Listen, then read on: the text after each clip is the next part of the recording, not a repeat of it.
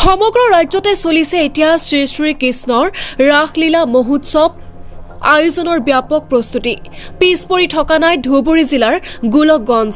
আজিৰে পৰা গোলকগঞ্জৰ চিলাৰাই হৰি মন্দিৰ প্ৰাংগণত 20 দিনীয়া বৰ্ণাঢ্য কাৰ্যসূচীৰে আৰম্ভ হ'ল 55 সংখ্যক ৰাস মহোৎসৱ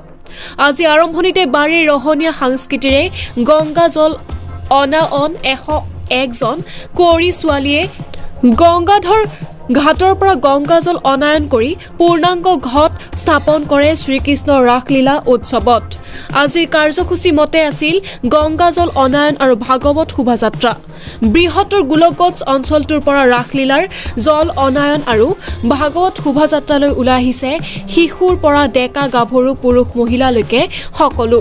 এই শোভাযাত্ৰা হৰি মন্দিৰৰ পৰা আৰম্ভ হৈ গোলকগঞ্জ বজাৰৰ মাজেৰে গৈ গংগাধৰ নৈৰ পানী কলহত ভৰাই আকৌ হৰি মন্দিৰ প্ৰাংগণত উপস্থিত হয়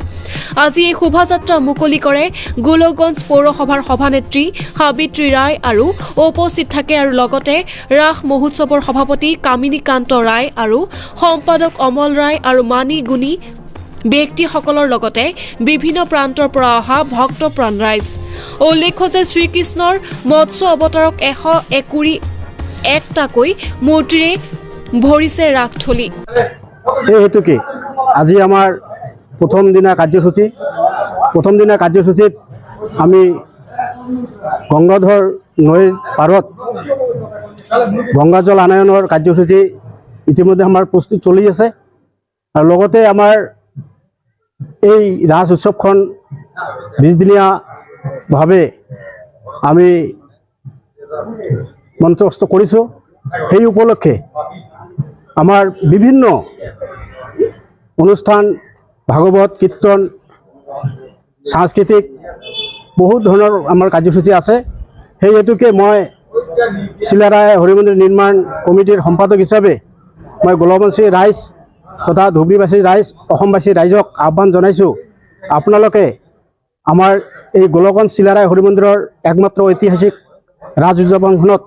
আপোনালোকে সহায় সহযোগ কৰিব এই চিলাৰাই হৰি মন্দিৰৰ ৰাজখন হৈছে এক ঐতিহাসিক ৰাজ আৰু এইবাৰ 55তম ৰাজ উৎসৱ আমি উদযাপন কৰিবলৈ গৈ আছোঁ আজিৰ পৰা আৰম্ভ হ'ল 4 ডিচেম্বৰলৈকে এই ৰাজ মেলাখন চলি থাকিব ইয়াৰ মাজত বিভিন্ন ধৰণৰ সাংস্কৃতিক প্ৰগ্ৰাম আছে আৰু বিভিন্ন ইতিমধ্যে কোচবিহাৰ শিলিগুৰিৰ পৰা বিভিন্ন দোকান পোহৰ আমাৰ মাজত আহি পাইছে ইতিমধ্যে ৰেডি হৈছে নতুন হিচাপে এইবাৰ ডাঙৰ মানে এটা মটকা খোৱা বা বিভিন্ন নতুন দোকান পোহৰ ইতিমধ্যে আমাৰ মাজত এই প্ৰতিষ্ঠানবোৰ ইতিমধ্যে পাইছে বা মানে কালি আজিৰ পৰা আৰম্ভ হ'ব গতিকে এই ৰাজখন একচুৱেলি গোলকগঞ্জৰ এই ৰাজখন ধুবুৰী জিলাৰে একমাত্ৰ ৰাজ বুলি ক'ব পাৰি এইখন পুৰণি ৰাজ আৰু এইখন মানে বহুত দিনৰ 55তম ৰাজ আৰু সকলোৰে সহায় সহযোগিতা আমি আমাৰ কমিটিৰ পৰা আমি আবেদন জনাইছোঁ আৰু এই 20 দিনৰ মাজত আমাৰ নৃত্য প্ৰতিযোগিতাকে ধৰি ৰাসলীলা কীৰ্তন ভাগৱত আৰু আমাৰ কি কয় নাগৰা নাম আদিকে কৰি বিভিন্ন প্ৰগ্ৰাম আমাৰ মাজত আছে আমি গোটেই অসমৰ লগতে ধুবুৰী জিলাৰ গোলকগঞ্জ চিলাৰাই হৰি মন্দিৰত 55তম আমি ৰাজ উৎসৱ আজি আৰম্ভ কৰিবলৈ লৈছোঁ তাৰে আজি প্ৰথম দিনা আমাৰ 20 দিনীয়া কাৰ্যসূচীৰে এই ৰাজ উৎসৱ আৰম্ভ হ'ব আৰু বিভিন্ন ধৰণৰ প্ৰগ্ৰাম আছে এই 20 দিন কাৰ্যসূচীত এবং আমাৰ বিভিন্ন ধৰণৰ দোকান আজি আসি পাইছে